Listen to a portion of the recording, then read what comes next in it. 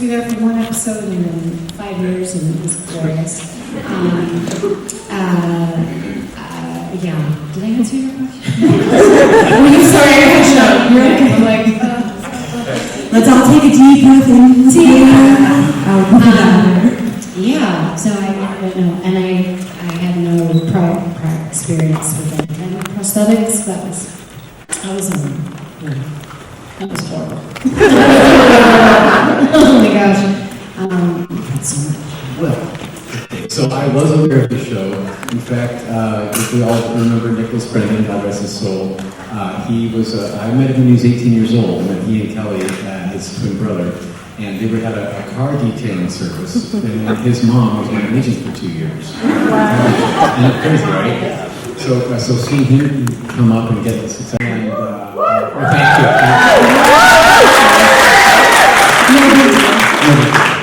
But yes, I had some experience with prosthetics before.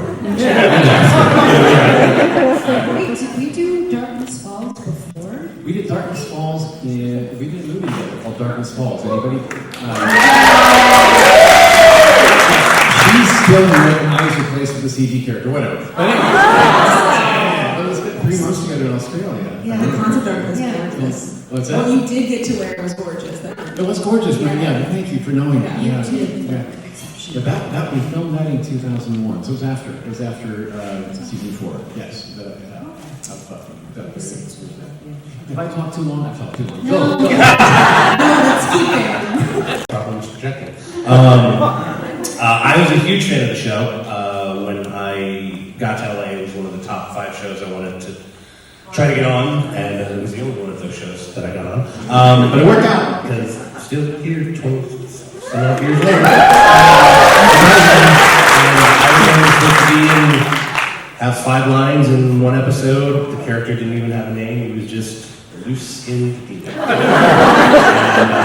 they kept calling me back. And yeah, it's been kind of life-changing, to say the least. So, yeah. That was, and I don't need to go further. I knew obviously that I was going to have some prosthetics, and so I had it all fitted prior to ever shooting anything, obviously.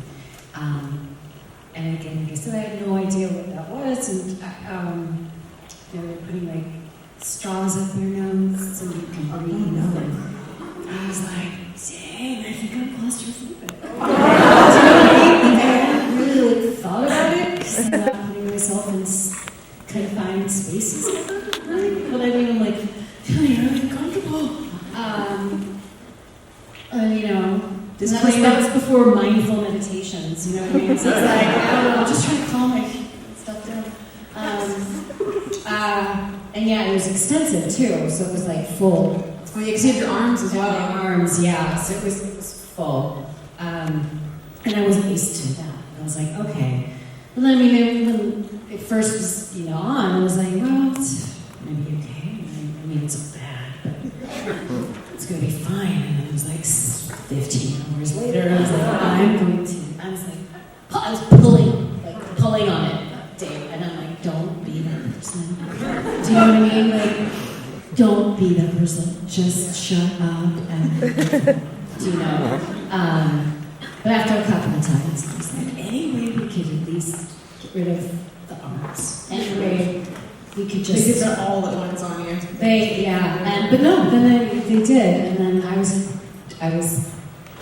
brought back. So like, well, we don't have to put you in this stuff anymore. At least we're going to do. But so that was a relief. When I did have to do it again, they were no, chill. Like, it's going to be okay.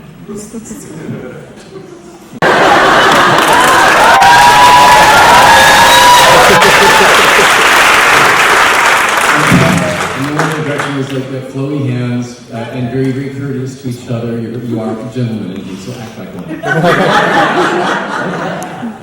And you're not familiar with flowy hands at all.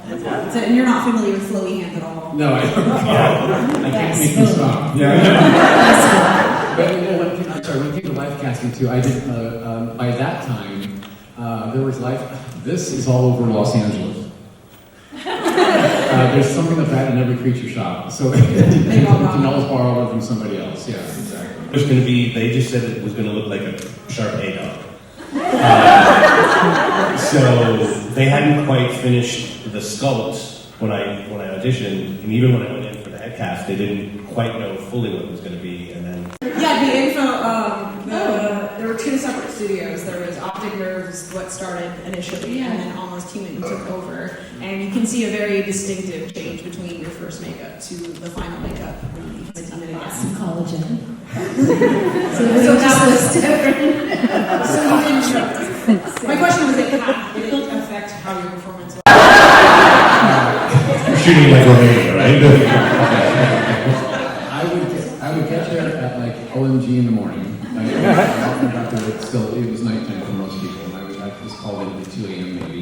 And then I would meet the crew when they were ready to start 7 hours later. And then I would work the full 10, 12 hours. Whoa! And then it would take about 2 hours to get me out of there. If we were going to clean up all the way. Sometimes there were some things back in the hotel because, but I couldn't do it again the next day, like my brother. But, Turnaround. So turnarounds, yeah. You know, as actors know, they require a 12-hour turnaround from your wrap to your call time the next day. So if you're wrapped at 8 p.m., bring you in until 8 a.m. the next day. If they bring you in earlier than that, you have a hefty penalty fee. Did I collect some penalty?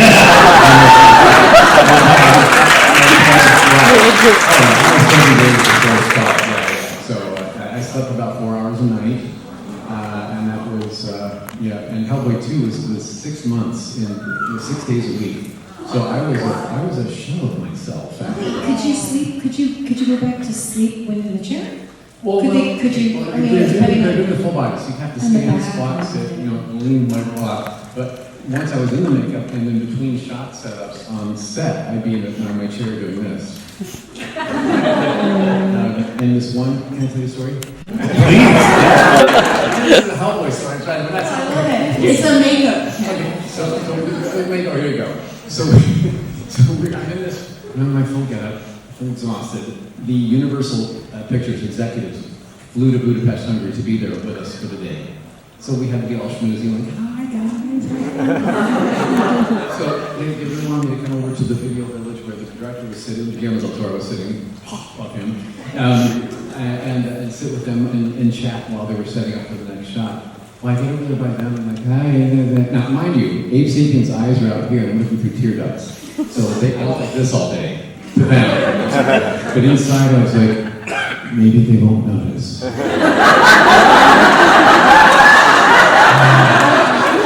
Well, then what happens is, I feel this. That usually means the makeup artist is chasing you around all day. Remember that? They're constantly doing touch-ups and check-ups, like something might come in, so they have to reglue it down, that, color, wet, dry, whatever, right? So I started feeling this, like, oh, that's really typical. Hands are on you all day. If you're lonely, it's a great gig. So I felt this, and I'm like, oh, if I come to, I'm not looking out here anymore, I'm looking straight down at my lap, and they were sopping up my drool.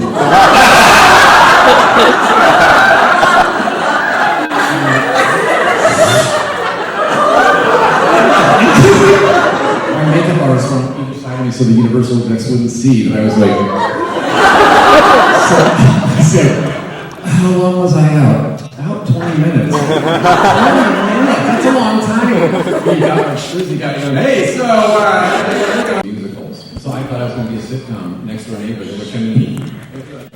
And you saw me Yeah, and the song and dancing. Dick Van Dyke was my... Yeah. And Barney Fife, played by Don Knotts on the Andy Griffith Show. But that's what I thought my future was going to be. And then when you show up in Hollywood, 6'3" and 135 pounds, and you have the background as a mime, and also on your resume is contortionist, with your legs that can go over here. So it's like the creature effects people are like, so I didn't realize that was coming. I was blindsided by that. Well, and I started in TV commercials. Yeah, were you in the, you were in the Mac the Knife? Mac the Knife? Yes, there you go. You? That was, I've been 25 years.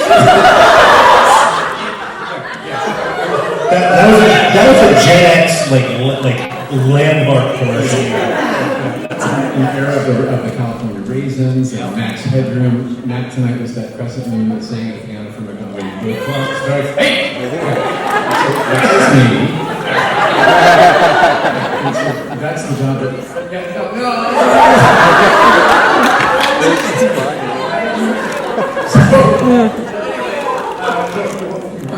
and that commercial campaign ran like 3 years. I did 27 commercials as him. So that kind of marked me in the creature effects industry. Tall, lanky guy who moves well and wears a lot of crap and doesn't complain about it. Right? That was the key. And referrals came off of that. So the career built that I just never intended to have. And it's been very, very good to me, of course. Was there another question? How do you pee? How do you pee?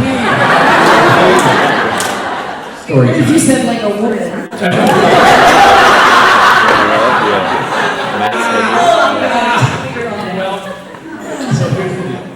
Example of one movie I did called The Shape of Water. Okay, full rubber suit from head to toe.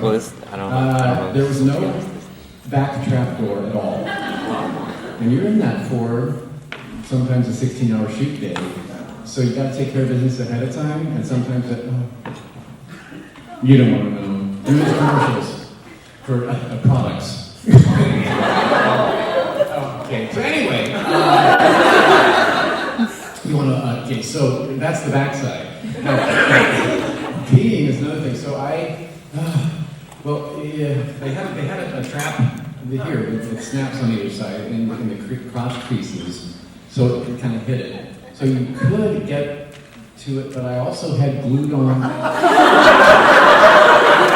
why we're nursing home care. Glued on webbed fingers with claws. I couldn't really get to the business. And then arms were glued onto me all day. So it's like, okay. Now, at lunchtime, they had time to release one of my hands out of the glove. So I could eat and I could go to the bathroom. So I had to save my pee for lunchtime and wrap at the end of the day. So that meant water. I was dehydrated for 3 months. Mostly. But then I spent time in the water, actually in the pool, in the laboratory where I was tested, and I might have peed in the pool. 21 minutes!